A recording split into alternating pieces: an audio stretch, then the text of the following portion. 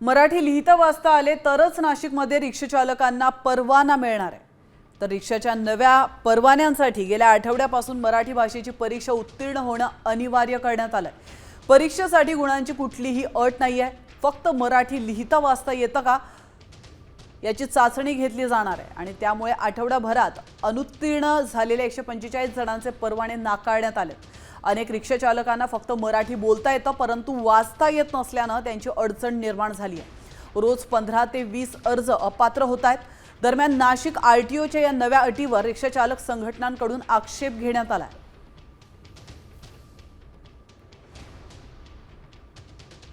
आपल्या नाशिक जिल्ह्यामध्ये कुंभमेळा येतोय। कुंभमेळ्यामध्ये आता काही आपल्याला म्हणजे 1 वर्ष राहिलेला कुंभमेळ्यामध्ये आणि हे लायसन्सची ज्या किंवा बॅचची जी अट टाकलेली आहे त्या अटसाठी आता कुंभमेळ्यामध्ये आपल्याला रिक्षा चालकांना, टॅक्सी चालकांना, प्रत्येक माणसाला या लायसन बॅचची गरज पडणार आहे। तर थोडासा आम्ही शासनाला एक विनंती करतो की थोडासा तुम्ही या लोकांना वेळ देण्यात यावा आणि शासनाने त्यांच्यावरती थोडासा सक्ती न करता त्यांना थोडासा सहकार्य